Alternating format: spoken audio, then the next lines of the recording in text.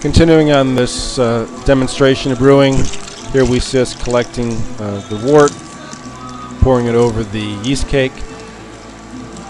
I was about to say that I like to splash in order to introduce air into the wort. This is important to have oxygen in the wort at the earliest fermentation phase because the yeast are aerobic and they reproduce rapidly in that phase. Once the oxygen is consumed, they will then convert to an anaerobic fermentation and produce CO2 and alcohol. So I will be collecting approximately 6.5 gallons in each of these fermentation vessels. I try to distribute the wort between the two evenly, as there might be layers in the boiling kettle of different gravities and hop concentrations, as the hops tend to float on the surface.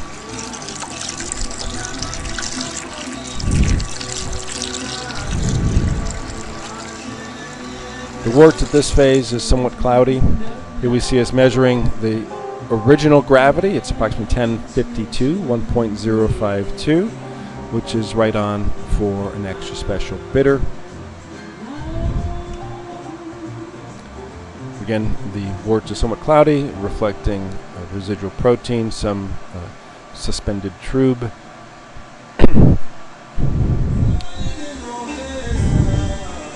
I did have a little bit more than the 12 gallons I anticipated, and so I put that in a small carboy. We fermented simultaneously with the rest of the beer.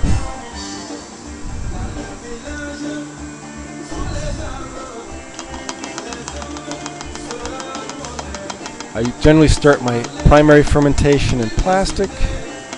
This is there for approximately 2 to 3 days, and then I will rack these off into glass later. There are the spent hops and the spent grain from the boil and the mash respectively. These will be disposed of. Now we see the 2 fermentation buckets and a third fermentation carboy, collecting, in this case, approximately 14 gallons of beer. No fermentation yet. 24 hours later. But the next day, if you look at the airlocks, we see a very vigorous fermentation. A very successful start. On the carboy, you see the top fermentation, characteristic of an ale yeast. Now it is 3 days later, and we see that the fermentation has settled down some. The head has dropped. So I will be racking this beer into glass carboys, as we see here. Some people refer to this as the secondary fermentation. It's obviously a continuum. But I like to do this in order to get the young beer off the trub. Basically, the trub is a collection of coagulated proteins that settle in the bottom of the fermentation vessel.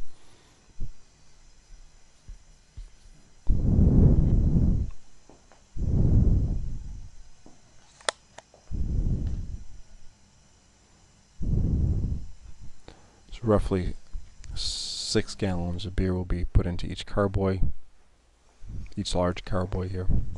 There's a second bucket of beer.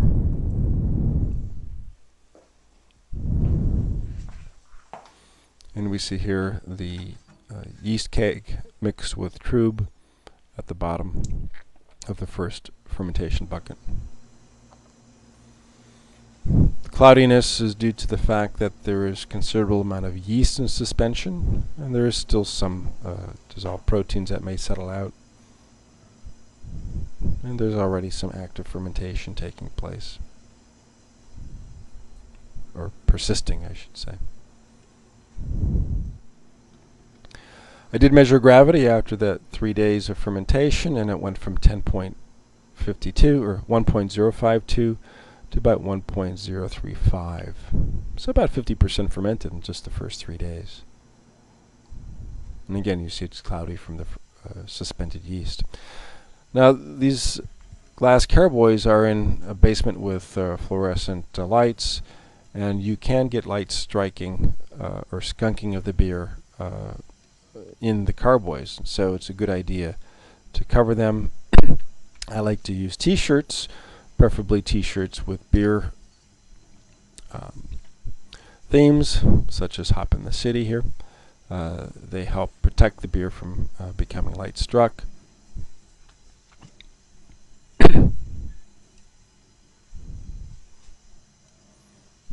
And we will come back to these in about 2 weeks.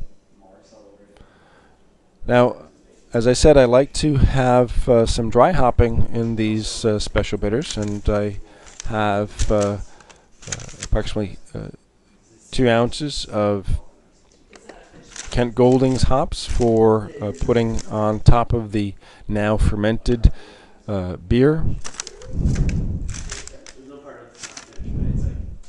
2 ounces per keg.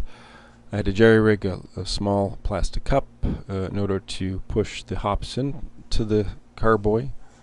These will float on the surface and release their nice floral and fruity aromas into the beer. We'll let this sit for another 2 or 3 days. Now you see us racking the beer into 2 Cornelius kegs. You see here on top the hops continue to float on the surface.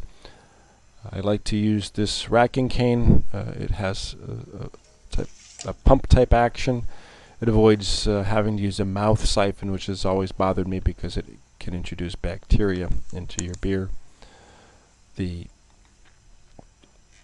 yeast cake has dropped to the bottom. The hops, as I said, are floating on the surface, and the beer is being racked off from in between. Occasionally you might get small bits of leaf hops from dry hopping into your bottles or into your keg. Not a really big problem. If it bothers you, you can always filter the beer, which to me is a lot of hassle, but some people feel it's worth it. At this point in time, I'd also check the gravity, and in this case, the beer did ferment out to about 1.010, 1.012.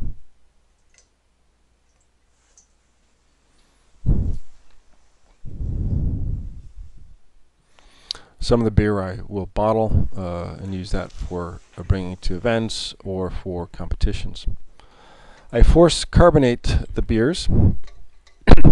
And first thing I will do is lower the pressure here to something less than 10 pounds per square inch, and I will purge the headspace of the keg in order to remove the air from the keg and replace it with carbon dioxide. I do this for 1 to 2 minutes.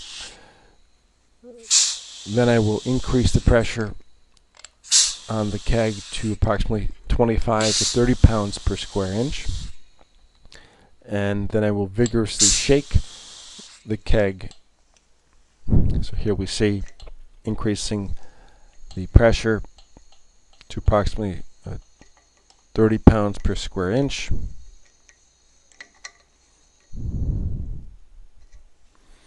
Now the beer is at room temperature, so it is less likely to hold a lot of CO2, so I might come back and do this a day later as well with additional CO2 once the beer is chilled down a bit. It will hold the CO2. You can hear the CO2 going into suspension, you hear the bubbles, and there's a pleasant little hum as the gas is moved into the keg. Sometimes you can actually feel cooling of the keg. Now we go to the final product. Here it is in a kegerator, a tap. The beer is now nice and clear and has a good head. This usually requires about a week or so after forced carbonation. And here you see us measuring the final gravity. It's about 10, 1.010. A nice final gravity for an extra special bitter. Thank you very much.